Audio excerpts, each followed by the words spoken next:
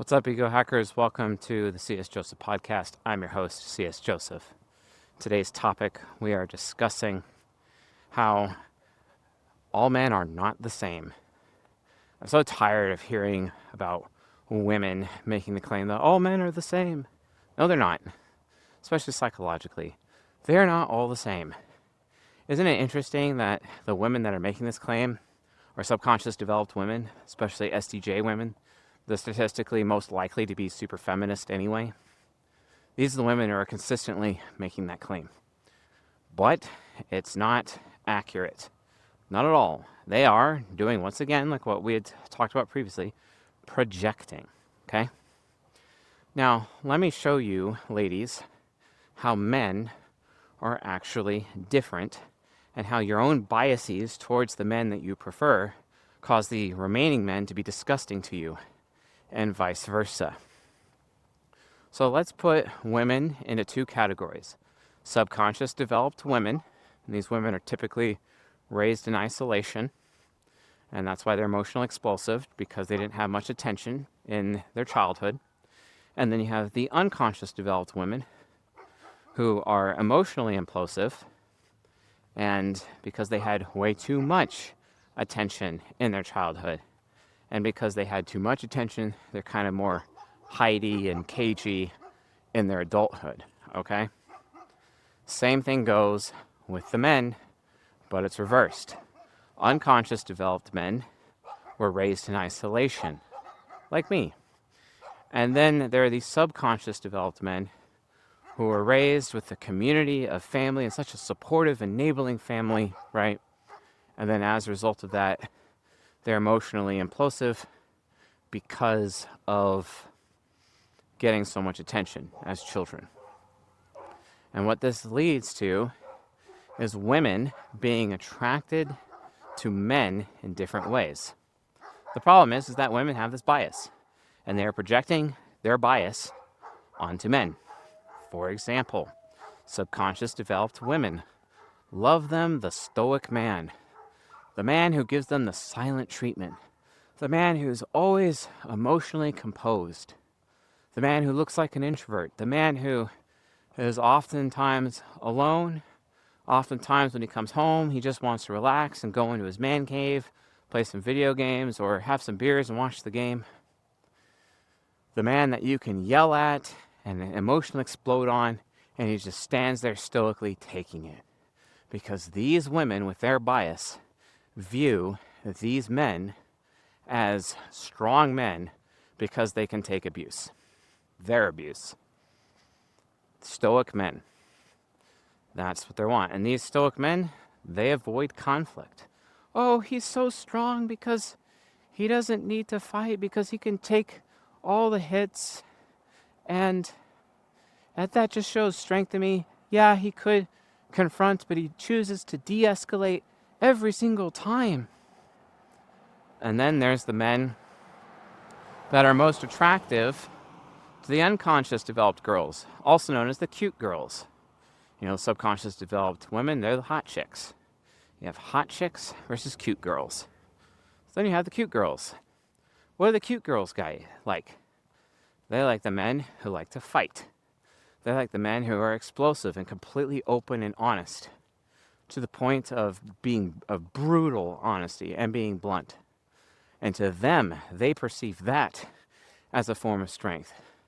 My man's always willing to fight. He's always on alert. He's always going to protect me if something bad happens. You know, that kind of a thing, right? Because he's emotionally explosive. And they find that attractive. What's interesting about these two groups of girls is that they find the other kind of man to be disgusting. So you take an unconscious developed cute girl who is basically a pick-me, and she finds the Stoic man as weak and someone who is not trustworthy because he keeps all his emotions to himself, and she has this perspective of, I don't know where he stands. I never know where he stands, and that makes me feel unsafe. So she judges subconscious developed men as weaklings, right? But let's talk about subconscious developed women. Let's talk about the hot chicks. The hot chicks see men like me as loose cannons, out of control, lack of discipline. They see us like crying children, a bunch of whiners all the time. And because we're whining and sharing emotions, that makes us weak. And they'll judge us weak. So 50% of women out there are judging half the men strong and judging half the men weak with their own bias. And they're all biased to one another. You know what's really pathetic? Is when women start giving each other advice about men. And you could just imagine in a subconscious developed judging female, SDJF woman, giving advice to an unconscious developed perceiving female, UDPF woman. And it's like you have the queen bee talking to the pick-me, trying to give her advice. But the queen bee's advice is only good for queen bees. And it's not actually good for the pick-me girl, right? It's so hilarious. They just give them bad advice, and they end up leading to failure, because the SDJ woman is going to try and set up the UDP woman with a stoic man that she finds strong, even though that's not what the UDP woman wants or needs. So in reality, the SDJ woman needs to set up her UDP friend with a man that she finds is weak.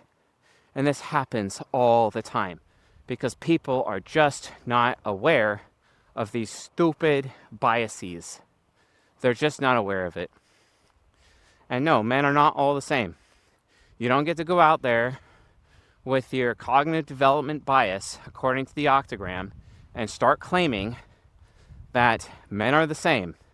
You need to actually be aware of psychology and realize how you women are causing other women in your lives to fail and giving them bad advice consistently, because you are just projecting what you find attractive into a man onto your friends and assuming that they will find those men just as attractive as you do.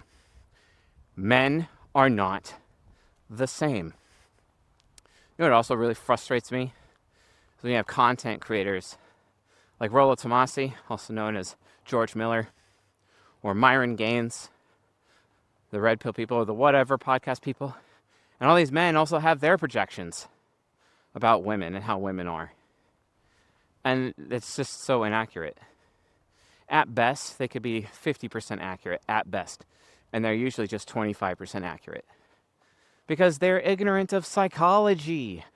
Oh wait, everyone is ignorant of psychology. So everyone is committing this problem and perpetuating this problem over and over and over. So, you don't want to be part of these ignorant people, these ignorant masses? You don't want to be a part of that? Oh, well, go take my course, Season 40, How to Personality Type Yourself 2.0, school.com/CS Joseph, SKOOL. It's not hard. Go in there, learn how to personality type yourself and others, get educated, okay? It's not hard. And stop projecting your biases on other people. Psychoanalyze yourself so you can identify your own bias, okay? And what your preferences are, and learn why that is by taking the compatibility course in Season 42. It's not hard. Then, psychoanalyze your girlfriends and find out who is compatible with them. And then give them advice based on that information for them, instead of ignorantly projecting yourself and giving bad advice to people, bad life advice to people that causes them to ruin their future, causes them to end up in divorce, that causes their children to be in a fatherless situation, and it would be all your fault. This happens consistently because women consistently make the claim that all men are the same, especially in their youth. And it's really frustrating. It's so funny, you say that to a woman, it's like, oh, I never make that claim. I mean, yeah, you don't make that claim now, but you probably did 10 years ago. Come on. It's not hard. Time is relative, folks. People need to be faced, especially women need to be faced with how they've changed over time from their youth into adulthood and middle age and later. But sometimes they don't. Oftentimes they're just focused on what's right now and what's in front of them. So as a result, if people are properly educated about this, if everyone is educated about this, these biases are not going to lead to these social problems or these relationship problems. People will actually be able to have a future, because then the advice that you're giving your friends and family actually works for them entirely. And it's important to make sure that you are giving that proper advice.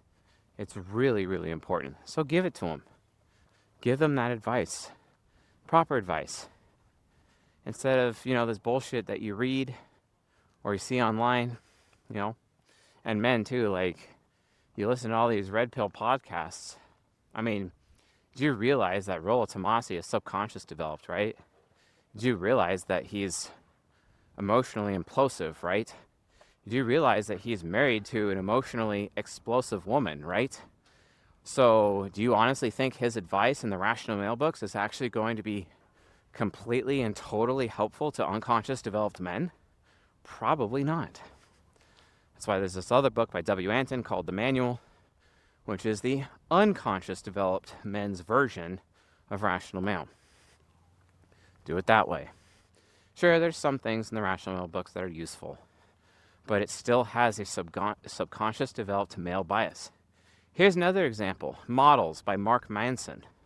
He's subconscious developed. What the hell are you doing? How to Be a 3% Man. The author of that book, Corey Wayne, is subconscious developed. It's like, you see what I'm saying? Isn't it interesting that the majority of pickup artist books that you find out there are actually written by subconscious developed men? The specific subgroup of men who have the hardest time getting laid. And these are the ones who are all about pickup artistry. When you have the UDJ men out there who just don't care, and from their perspective, pussy grows on trees, and they can get with women anytime. Like, it's not hard. But you don't see those men who are successful writing all of these books. You just don't see that. And it's just ridiculous how there's this subconscious developed bias. But then every now and then you get someone like Myron Gaines, who is unconscious developed. Yeah, that's cool. Except Fresh Prince CEO, what a stupid name, in my opinion. Like, whatever. That guy is subconscious developed. He's implosive. And it's just like, guys, what is the actual value of the advice you're giving when your advice is literally nothing more than a cognitive projection and a bias that you put on other people? It's like, come on. Learn proper psychology so that y'all can stop giving bad advice to one another. Especially the stupid concept of, oh, well, all men are the same. Yeah, whatever. So, anyway, folks, thanks for watching and listening, and I'll see you guys on the next episode.